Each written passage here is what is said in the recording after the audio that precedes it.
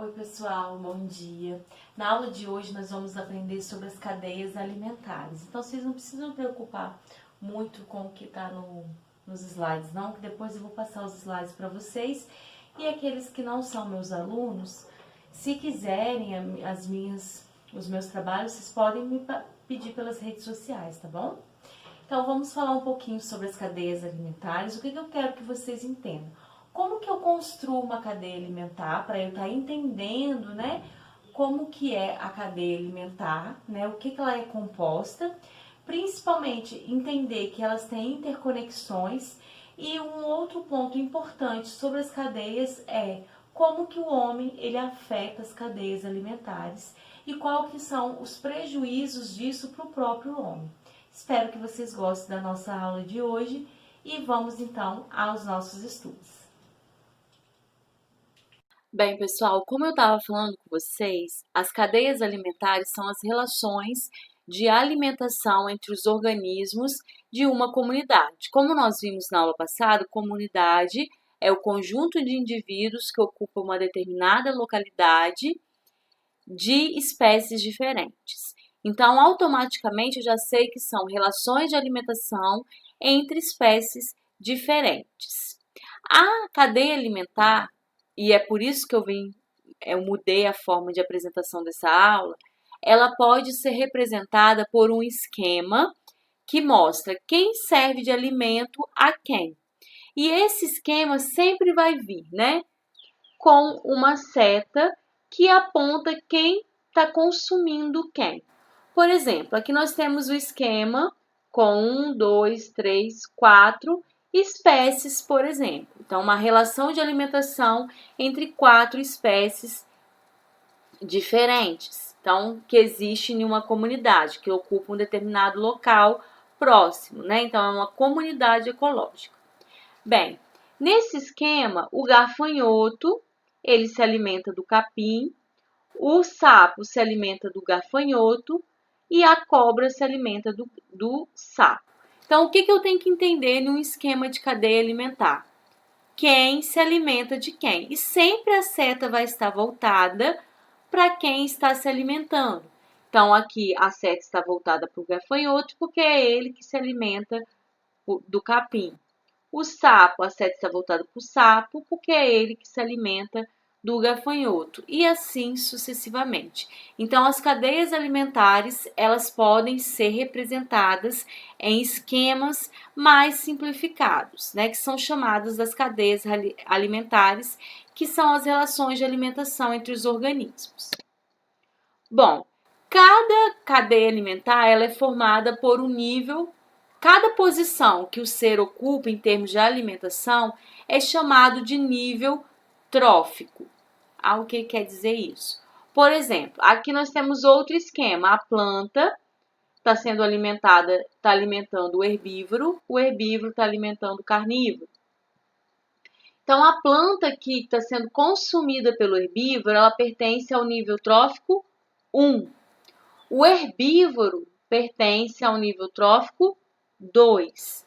E o carnívoro pertence ao nível trófico 3. E assim sucessivamente. Então, cada posição de uma cadeia alimentar é chamado de nível trófico, tá? Não se esqueçam isso, porque é o que a gente vai ver os tipos de nível trófico existente em uma cadeia alimentar.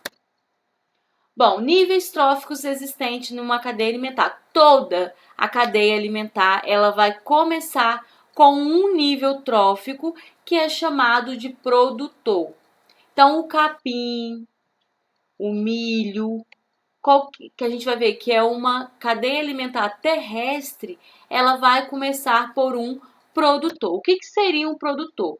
Produtor são aqueles organismos chamados autotróficos. O que quer dizer isso? Eles são capazes de produzir seu próprio alimento através do processo de fotossíntese.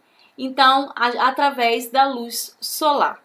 Então, o primeiro nível trófico de toda a cadeia alimentar é composta pelos produtores, que pode ser uma planta, um fitoplâncton, no caso de uma alga, ou mesmo algumas bactérias ou algas que fazem fotossíntese. Então, os produtores são aqueles seres chamados autotróficos, que produzem seu próprio alimento.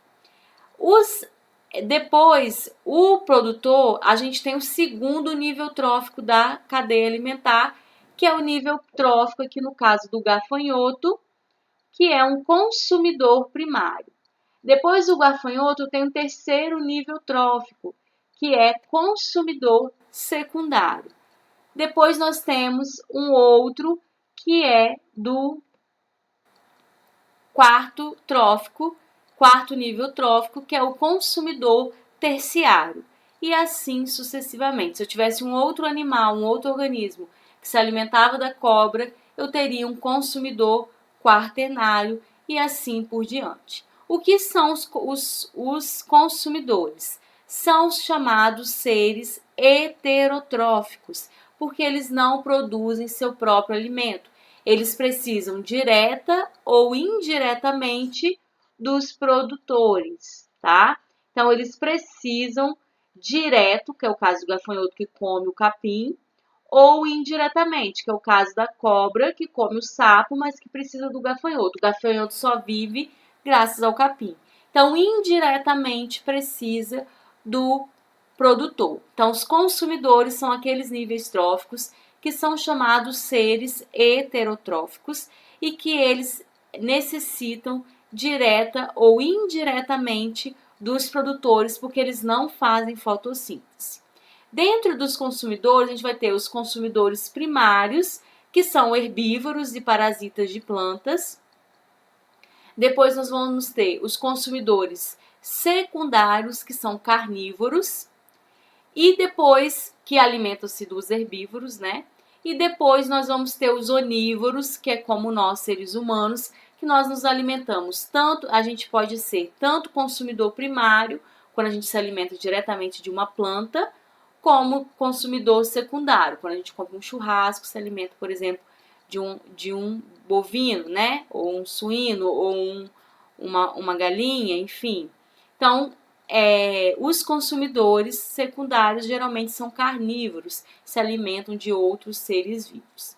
Bom, dentro de cadeias alimentares completas, eu vou ter um terceiro nível trófico, que é o nível trófico dos decompositores, que aqui no exemplo eu não coloquei, mas que também existe. Por exemplo, os decompositores, eles vão ter uma função crucial nas cadeias alimentares, porque eles vão permitir a reciclagem dos nutrientes, porque eles vão decompor a matéria orgânica morta em um processo natural chamado de decomposição e que permite que tudo volte ao seu estado inicial. Então, por exemplo, se a cobra morrer, a cobra pode ser decomposta por decompositores, que são fungos e bactérias, e todos os nutrientes existentes naquela cobra vai voltar para o solo, a planta então vai usar aqueles nutrientes para crescer novamente e assim sucessivamente. Se o gafanhoto morrer, quem vai decompor o gafanhoto? Os decompositores. Se o sapo morrer, os restos dos vegetais, quem decompõe? Os decompositores. Então, os decompositores, eles se associam a qualquer nível trófico e eles vão ter a função importantíssima de estar permitindo a reciclagem dos nutrientes na natureza, certo? Bom, como que eu construo uma cadeia alimentar? Através de seta que indica o trajeto do alimento. Como eu falei com vocês, sempre a cadeia alimentar, seja terrestre ou aquática, ela vai iniciar por um produtor. Aqui no caso são as macrófitas, né? Aquelas plantas encontradas nos fundos do lago. Essas macrófitas, elas servem de alimento para os caramujos. Os caramujos, por sua vez, eles são comidos pelos lambaris. Os lambaris são comidos por peixes maiores e as aves aquáticas se alimentam desses peixes maiores e assim fecha esse exemplo de cadeia. Se eu colocasse aí, por exemplo, que essa ave morre, eu também teria os decompositores nessa cadeia, que seriam fungos e bactérias que estão decompondo essas aves da MAGE. Bom, a gente tem dois tipos de cadeias alimentares, lógico que é uma classificação bem simples, né? Existem tipos de cadeias mais complexos, mas que a gente pode conhecer agora no 6º ano é a cadeia alimentar terrestre e a cadeia alimentar aquática. Como eu falei com vocês, a cadeia alimentar terrestre, ela sempre vai começar por um produtor que é uma planta, né? Então, o milho, a alface, qualquer planta ela vai ser um produtor. Essa planta ela vai ser alimentada por um consumidor primário, que é um herbívoro, pode ser como ali no caso, né? O gafanhoto, mas também pode ser a vaca, o boi, né? E assim seguindo até, aqui no caso a gente tem uma cadeia completa, que eu tenho os decompositores aqui, que são fungos e bactérias que auxiliam na reciclagem dos nutrientes. Bom, dentro da cadeia aquática vai ser igual também. O que acontece no ambiente aquático? A gente também tem plantas no ambiente aquático, mas além de plantas podem existir algas, pequenas algas que fazem fotossíntese. E essas algas, elas são chamadas de fitoplâncton. Então, numa cadeia alimentar aquática, o principal produtor vai ser o fitoplâncton, que vai servir de alimento para o zooplâncton. O que são os zooplâncton? São pequenos animais que se alimentam do fitoplâncton, aqui no exemplo. Lógico que existe, por exemplo, baleias que se alimentam do fitoplâncton.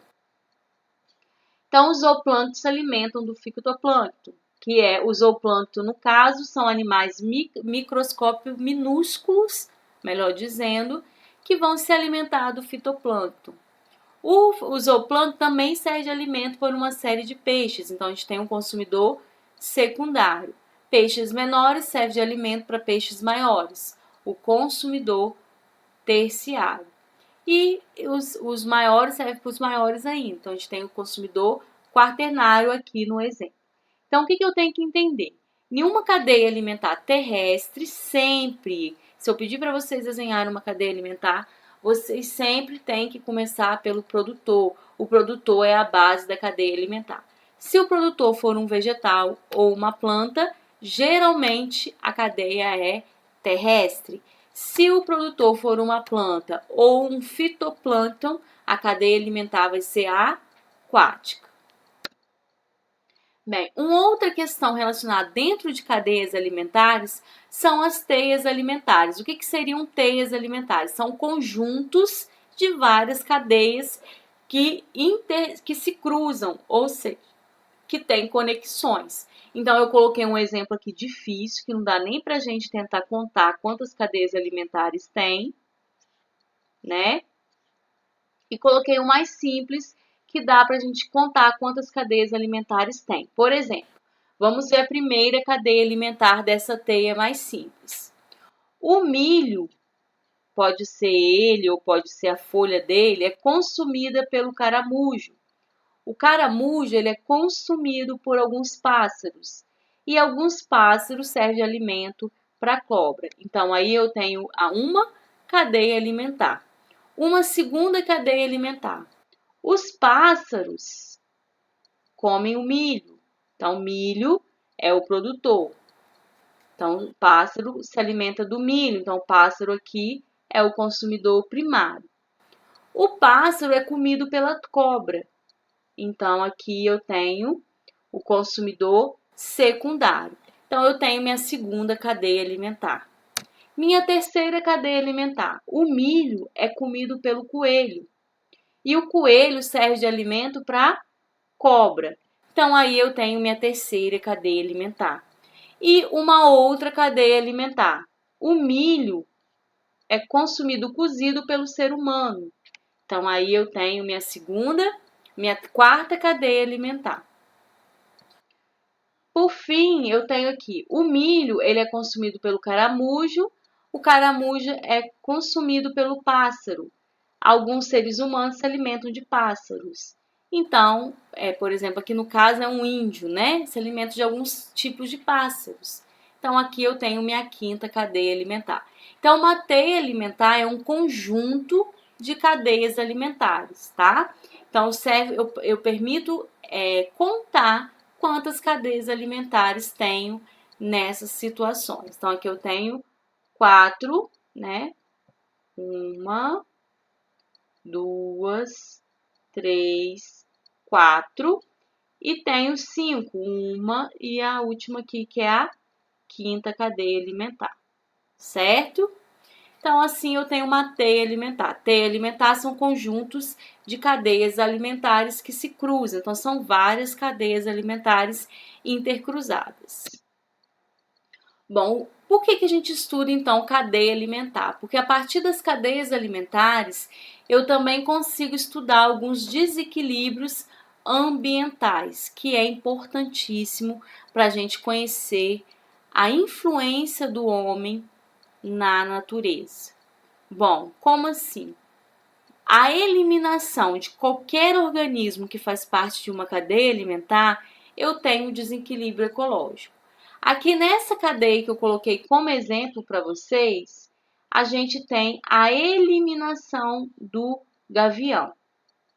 O que aconteceria se uma determinada espécie de gavião fosse eliminada? Os gaviões, eles são predadores de topo de cadeia. O que quer dizer isso? Eles vão controlar a população de uma infinidade de seres vivos. Então, eles controlam populações de cobra, de pequenos roedores, enfim. A eliminação o que poderia levar à eliminação de um gafanhoto? Caça, feita pelo homem, perda de hábitat do gavião, por exemplo, o homem desmata, incêndio. Então, tudo isso poderia levar alguma espécie de gavião à extinção ou redução das suas populações. Quando eu elimino um predador de topo, quando eu elimino o gafanhoto, essa espécie de gavião, o que acontece com a cobra que se alimenta, que serve de alimento para o gavião? A população de cobra vai o quê? Aumentar ou diminuir? Vai aumentar. O que acontece se as populações de cobra aumentarem? O que vai acontecer com a população de anfíbios? Vai reduzir. Se a população de anfíbios reduz, o que acontece com a população de gafanhotos? Aumenta. Se a população de gafanhotos aumenta, o que acontece com a produção de alimento, a agricultura, por exemplo, o milho, que é o que a gente está vivendo, que a gente está vendo aí nuvens de gafanhotos vindo para várias partes vários países e tendo muitos prejuízos econômicos para produtores rurais, porque as plantações vão reduzir, seja reduzindo pela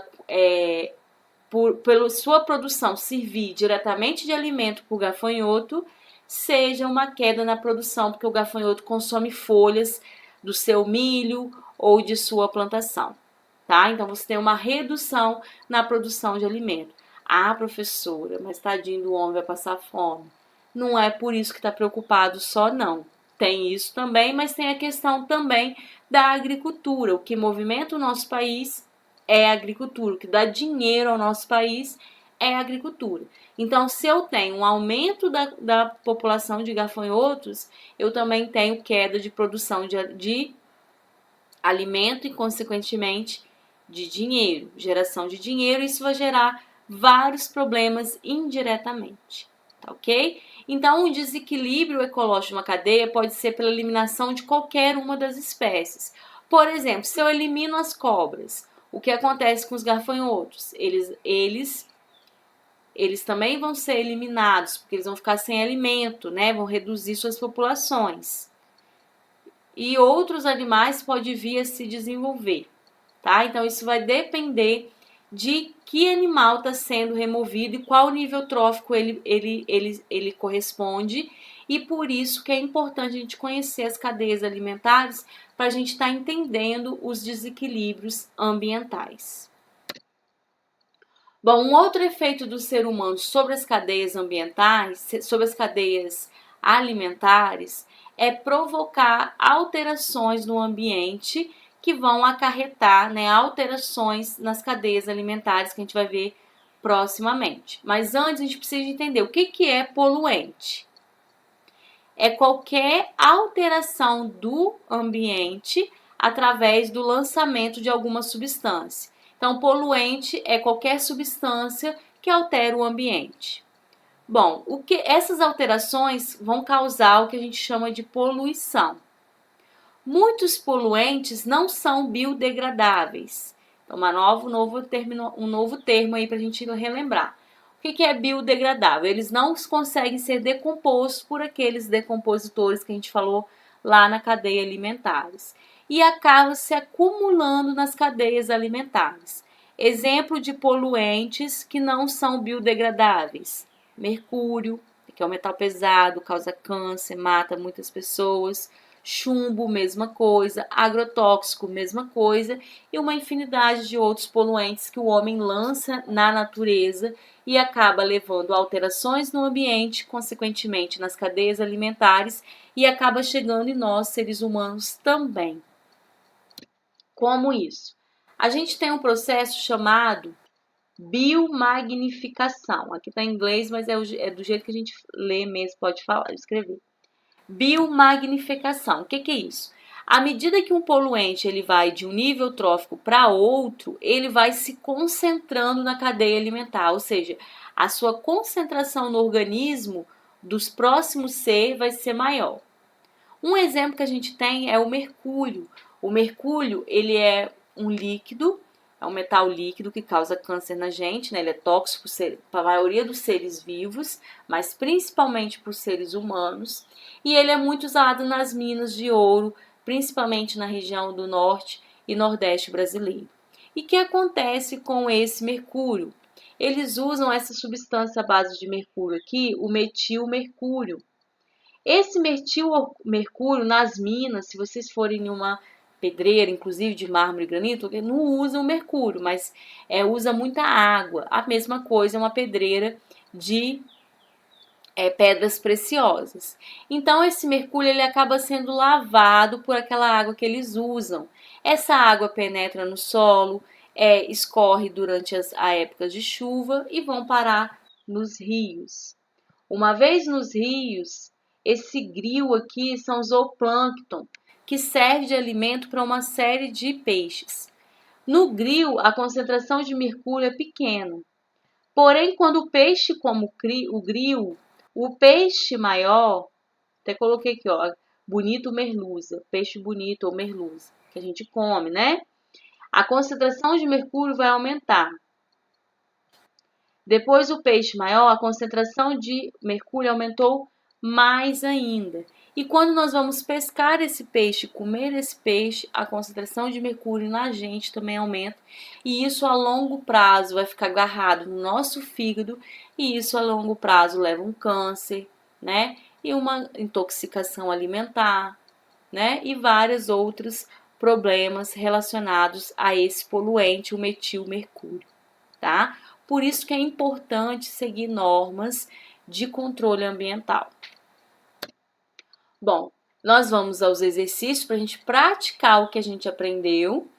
E se vocês tiverem alguma dúvida, não entenderam o que eu falei, quiserem que eu repita, pode voltar o vídeo, ver mais uma vez, ou então me perguntarem diretamente nas redes sociais, tá bom? Então, na nossa aula de hoje é apenas isso. Espero que vocês tenham entendido, porque é muito importante entender as cadeias alimentares quando a gente fala de biosfera, tá bom? Porque são as relações de alimentação entre os seres vivos, tá bom? Até a próxima aula.